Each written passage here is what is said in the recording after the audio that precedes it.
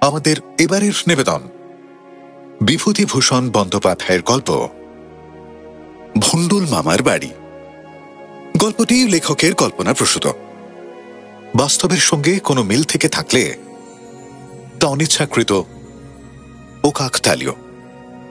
এই অডিও পরিবেশনা শুধুমাত্র মনোরঞ্জনের জন্য। এর উদ্দেশ্য কোনোভাবেই কোনো জাতি, রাষ্ট্র, ব্যক্তি, জাত বা ধর্মকে আঘাত করা নয়।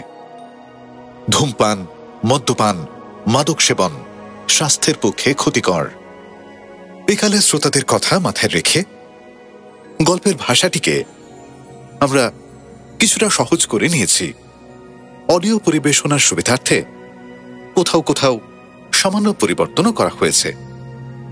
হরি সাধন, সুমিত, পাল। গল্প পাঠে সন্তু, ধর। গল্পের সূত্রধার অবিনাশ বাবু ও ভন্ডুল মামার চরিত্রে সৌভিক সাহা।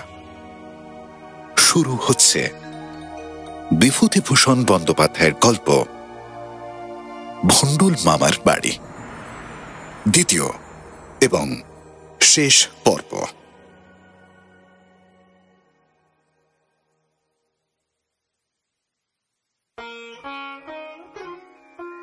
সেবার সেকেন্ড ইয়ারের শেষ।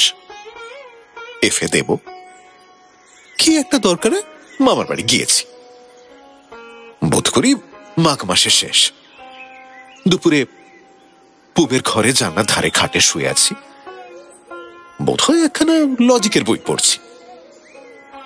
এমন সময় একজন কালো শীর্ণকায় প্রৌঢ় লোক ঘরে ঢুকলেন। বড় মামিমা বললেন, এই এই দেখ ওঠ, তোর ভন্ডুল মামা এসছে, প্রণাম কর। আমার সে ছেলেবেলার মনের অনেকখানি পরিবর্তন হয়ে গিয়েছিল। বয়স হয়েছে, কলেজে পড়ি, নানা ধরনের লোকের সঙ্গে মিশেছি। সুরেন বাড়ুজ্জে আর বিপিন পালের বক্তৃতা শুনেছি। স্বদেশী মিটিংয়ে ভলান্টিয়ারি করেছি। বলতে গেলে জীবনের দৃষ্টিভঙ্গি গেছে বদলে। তখন মনের কোন গভীর তলদেশে আরো 5টা পুরনো দিনের আদর্শের আর কৌতূহলের স্তূপের সঙ্গে ভন্ডুল মামা আর তার বাড়িও চাপা পড়ে গিয়েছে। একটু অবজ্ঞা মিশ্রিত চোখে একটু কৌতূহলের সঙ্গে চেয়ে দেখলাম মাত্র। ভন্ডুল মামার বয়স 50-এর উপরে হবে। টিকিতে একটা মাদুলি বাঁধা, গলায় কিসের মালা, কাঁচা পাকা এক মুখ দাড়ি। এই সেই ছেলেবেলার ভন্ডুল মামা। উদাসীন ভাবে প্রণামটা সেরে ফেলল। ভন্ডুল মামা কিন্তু আমার সঙ্গে খুব আলাপ করলেন, একটু গায়ে পড়েই যেন। আমি কোন কলেজে পড়ি, কোন মেসে থাকি, কবে আমার পরীক্ষা ইত্যাদি নানা প্রশ্নে আমায় জ্বালাতন করে তুললেন। আজকাল তিনি কলকাতায় চাকরি করেন, বাগবাজারে বাড়ি। তার বড় ছেলেও এবার ম্যাট্রিক দিয়ে ফার্স্ট ইয়ারে পড়ছে, ইত্যাদি নানা খবর দিলেন। আমি জিজ্ঞেস করলাম, আপনাদের এখানকার বাড়িতে ছেলে মেয়েদের আনবেন না? ভন্ডুল মামা বললেন, আনবো, শিগগিরই আনবো বাবা। এখনো একটু কাজ বাকি আছে। এই রান্নাঘর আর একটা কুবো, এ দুটো করতে পারলেই সব এনে ফেলি। কলকাতার বাড়ি ভাড়া আর দুধের খরচ জোগাতেই তো, সেই জন্যই তো না খেয়ে না দে দেশের বাড়িটা করলুম বাবা। ওই একটুখানি যা বাকি আছে, তাছাড়া চিলেকোটা ছাদটা এইবার ভাবছি এই শ্রাবণ মাসের দিকে ওইটা করে ফেলবো। বলে কি এখনো বাকি? জ্ঞান হয়ে পর্যন্ত দেখে আসছি ভন্ডুল মামার বাড়ি উঠছে। এ তাজমহল নির্মাণের শেষ নিচে থেকে দেখে যেতে পারবো তো? ভন্ডুল মামা আপন মনেই বলে যেতে লাগলেন, সামান্য চাকরি বাবা, ছাপোষা মানুষ, কাঁচা বাচ্চা খাইয়ে যা থাকে তা দিয়েই তো বাড়ি হবে বলো। এখন তো বাসায় বাসায় কাটছে। আর যদি চাকরি যায় তবে ছেলে পুলে নিয়ে কোথায় দাঁড়াবো বলো? তাই ভেবে আজ 14-15 বছর ধরে এই একটু একটু করে বাড়িটা তুলেছি বাবা। তবে এইবার আর দেরি হবে না, দেখো এই আসছে বছর হবে না ফেলবো। জায়গাটা বড় ভালোবাসি বাবা, ছেলেবেলার জায়গা তো ছেড়ে যেতে পারি না। ভন্ডুল মামা বললেন বটে 14-15 বছর, কিন্তু আমার মনে হলো ভন্ডুল মামার বাড়ি উঠছে আজ থেকে নয়। জীবনের পেছন দিকে ফিরে দেখলে যত দূর দৃষ্টি চলে তত কাল ধরে, যেন অনন্তকাল, অনন্ত যুগ ধরে ভন্ডুল মামার বাড়ির ইট একটার পর একটা গাঁথা হয়ে উঠছে। শিশু থেকে কবে বালক হয়েছিলাম, বালক থেকে কিশোর, কৈশোর কেটে গিয়ে এখন প্রথম যৌবনের উন্মেষ। আমার মনে এই অনাদ্যন্ত মহাকাশ থেকে কত শত জন্ম, মৃত্যু, সৃষ্টি আর পরিবর্তনের ইতিহাসের মধ্য দিয়ে ভন্ডুল মামার বাড়ি হয়েই চলেছে, যেন ওরও বুঝি আদিও নেই অন্তও নেই। পরের বছর আবার ভন্ডুল মামার সঙ্গে কলকাতাতেই দেখা। আমি তখন 3rd ইয়ারে পড়ি। ভন্ডুল মামা বললেন, এসো একবার আমাদের বাসায়, তোমার মামি তোমায় দেখলে বড় খুশি হবে। সামনে রবিবার তোমার নেমন্তন্ন রইল, অবশ্যই অবশ্যই যাবে, যাবে কিন্তু বাবা। গেলুম। ভন্ডুল মামার ছেলেদের সঙ্গেও আলাপ হলো। ভন্ডুল মামা অনুযোগের সুরে বললেন, ওদের বলি যা একবার এই সময় আষাঢ় মাসে দেশে গিয়ে উঠোনে খাসা বরবটি আর শিম লাগিয়ে রেখে এসেছি, মাচাও বেঁধে রেখে এসেছি, তা কেউ কি কথা শোনে? মামিমা ঝংকার দিয়ে বলে উঠলেন, যাবে সেখানে কেমন করে শুনি? কোনো ঘরে বাস করবার জো নেই, ছাদ ফুটো হয়ে জল পড়ে, জলের ব্যবস্থা নেই বাড়িতে, শুধু শিম আর বরবটির পাতা চিবিয়ে তো মানুষে থাকতে পারে না, তাতে বাড়ির হাট আলগা, পাঁচিল নেই, যত সব। ভন্ডুল মামা মৃদু প্রতিবাদের সুরে বললেন, মানুষে বাস না করলেই বাড়িতে বট অশ্বত্থের গাছ হয়, ছাদাটা হয়ে গিয়েছে আজ অনেক দিন, কেউ তো বাস করে না, বাড়ি কাজেই খারাপ হতে থাকে। তবু আমি বছরে 2-3 বার যাই বলে এখনো ঘর তো টিকে রয়েছে। বাদ করার কত খরচ, চৈত্র মাসের দিকে না হয় করে দেওয়া যাবে। আর তোমরা যদি সবাই যাও, পাঁচিল ও আষাঢ় মাসেই করে দেবো আমি।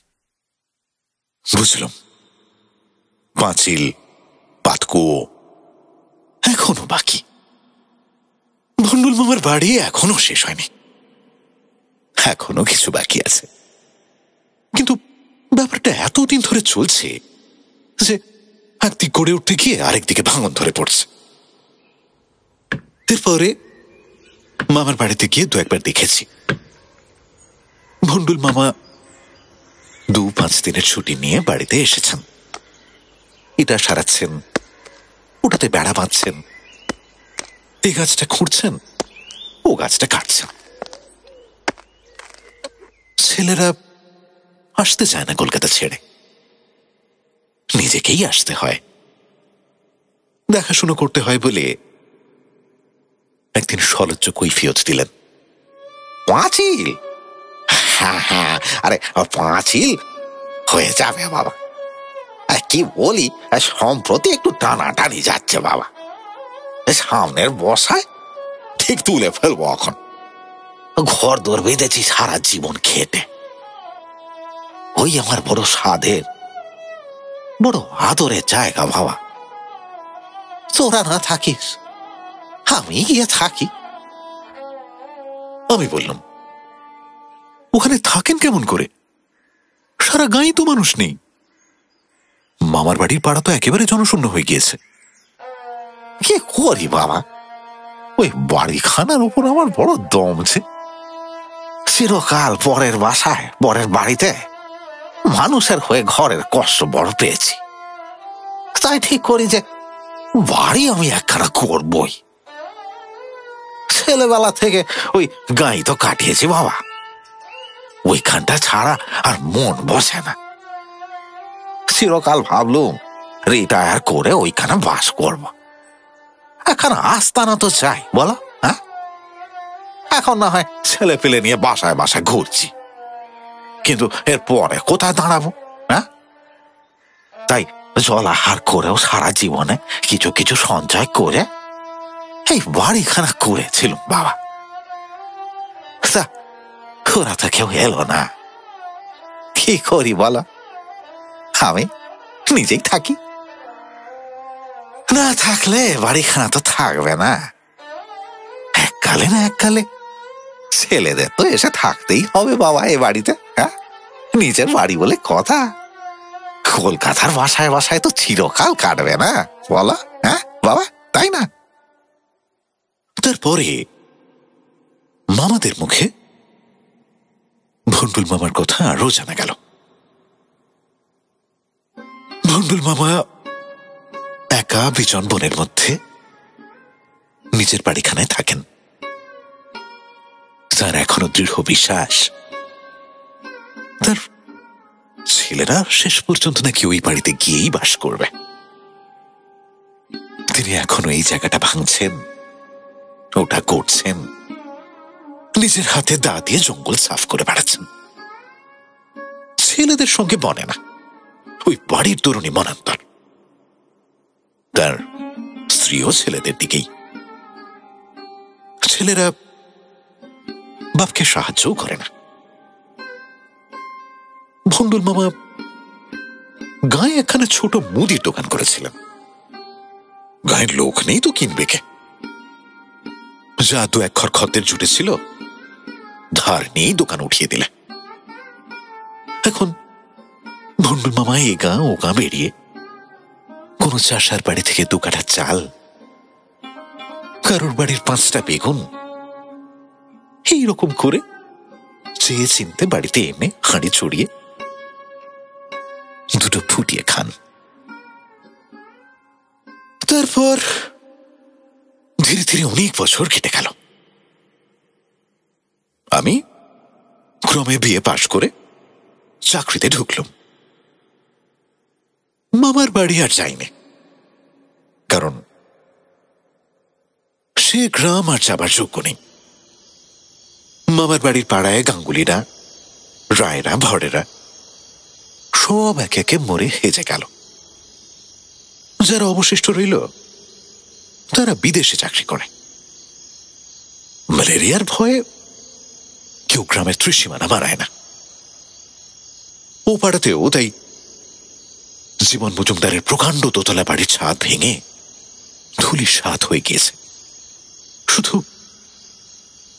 একদিকের দোতলা সমান দেওয়ালটা দাঁড়িয়ে আছে।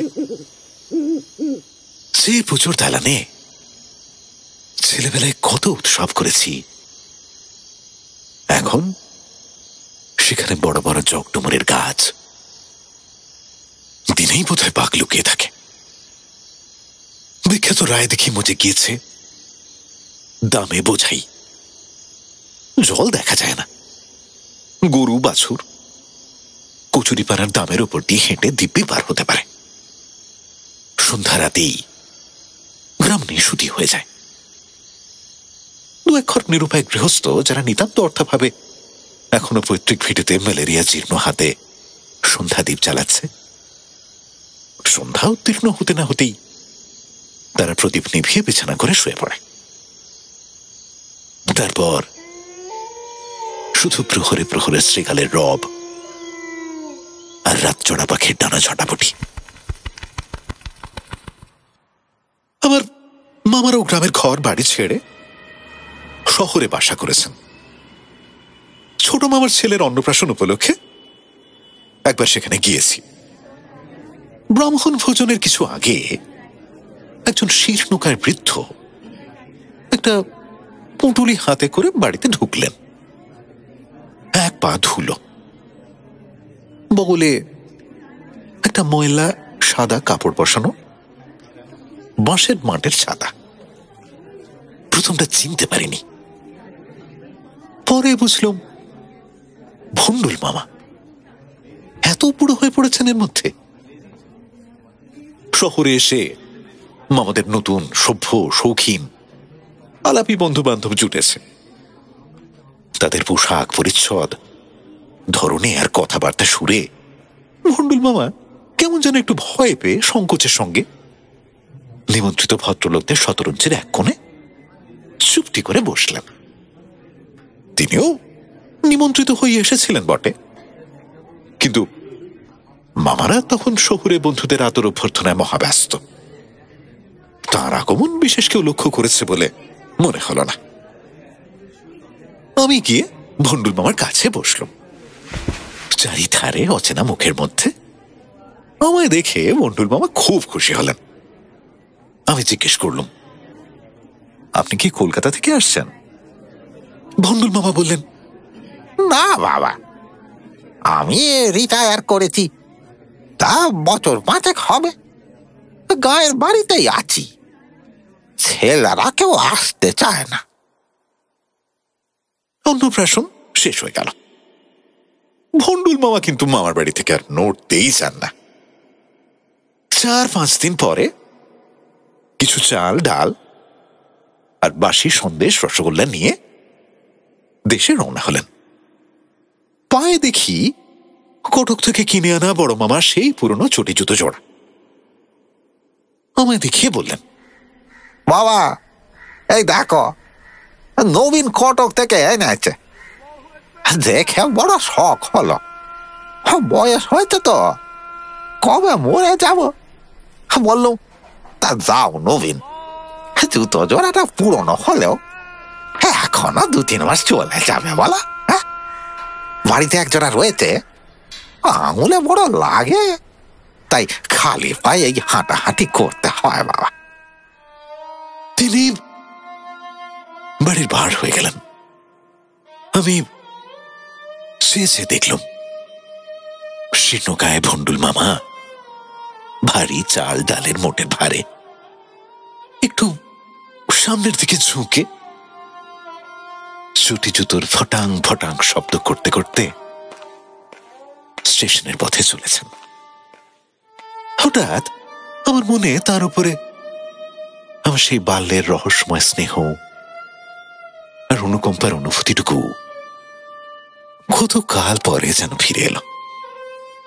আমি চেঁচিয়ে ডাকলাম, মামা, ও মামা, একটু দাঁড়ান, আমি আসছি, আপনাকে তুলে দিয়ে আসি। ভন্ডুল মামার পুটলিটা নিজের হাতে নিলাম, টিকিট করে তাকে গাড়িতেও তুলে দিলাম। ট্রেনে উঠবার সময় এক মুখ হেসে বললেন, বাবা চেও না হে একদিন, হ্যাঁ বাড়িটা দেখে এসো। আমার খাসা করেছি, কিন্তু কেবল ওই পাঁচিলটা এখনো যা বাকি। কি করি বলো, আজকাল হাতে তো আর কিছু নেই। ছেলেরা নিজেদের বাসার খরচে জুগিয়ে উঠতে পারে না, অবশ্যই ওদের জন্যই তো সব বলো। হ্যাঁ দেখি, চেষ্টায় আছি এই সামনের বছরে যদি ঠিক করে ফেলব।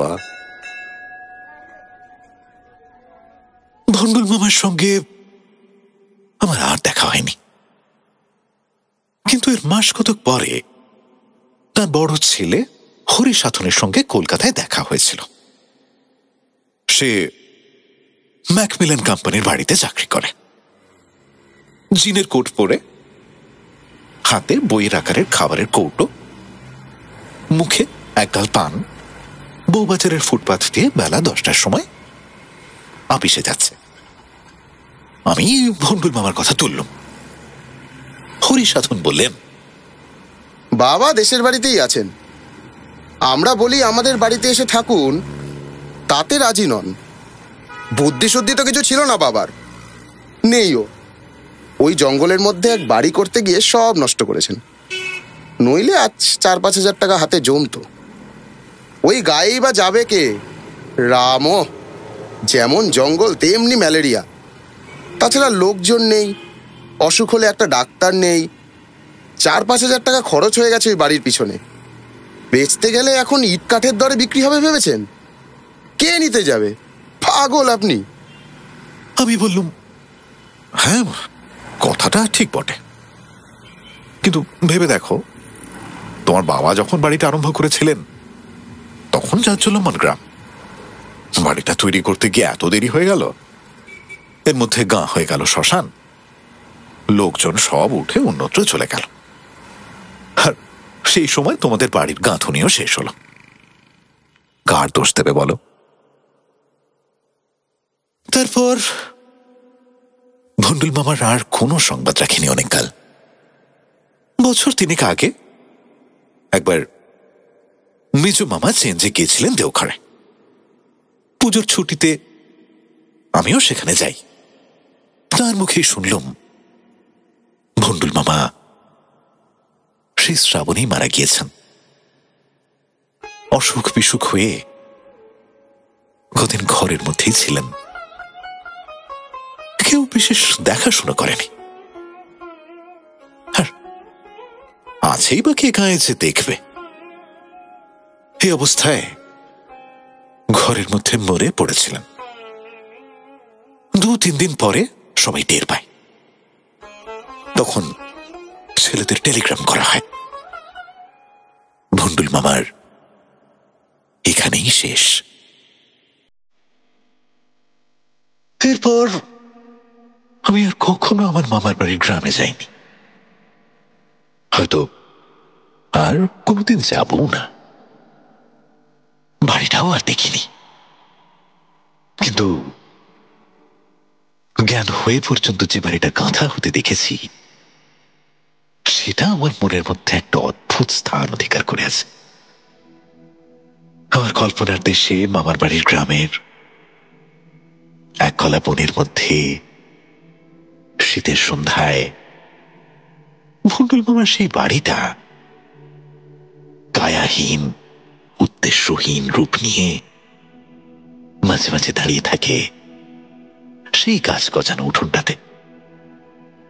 ঢোকবার পথ বনে ঢাকা, দরজা জানলার কপাট নেই, থামে থামে কাঠ থামাল পর্যন্ত গাঁথা হয়েছে। আমার জীবনের সঙ্গে ভন্ডুল মামার বাড়িটার এমন যোগ কি করে ঘটল সেটা ভেবে আজ আশ্চর্য হয়ে যাই। আমার গল্পের আসল কথাই তাই। এমন একটা সাধারণ জিনিস কেন আমার মন এমন করে ঝুড়ে বসে রইল, অথচ কত বড় বড় ঘটনা তো বেমালুম মন থেকে মুছেই গিয়েছে। বিশেষ করে এসব শীতের সন্ধ্যাতেই বেশি করে মনে পড়ে। এই জন্যে 5 বছর বয়সে এই শীতের সন্ধ্যাবেলাতেই বাড়িটা প্রথম দেখেছিলাম।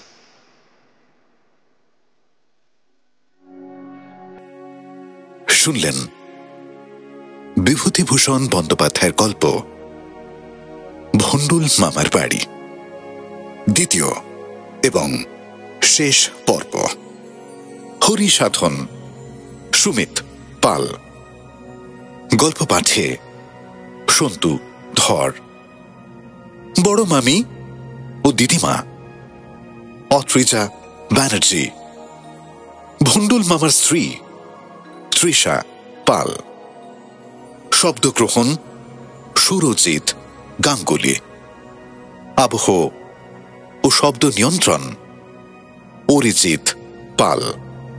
পোস্টার ডিজাইন চয়ন মণ্ডল। গল্পের সূত্রধার অবিনাশবাবু ভন্ডুল মামার চরিত্রে ও পরিচালনায় সৌভিক সাহা। এমন আরো অনেক গল্প রয়েছে ক্লিক অ্যাপে। সঙ্গে থাকুন, শুনতে থাকুন।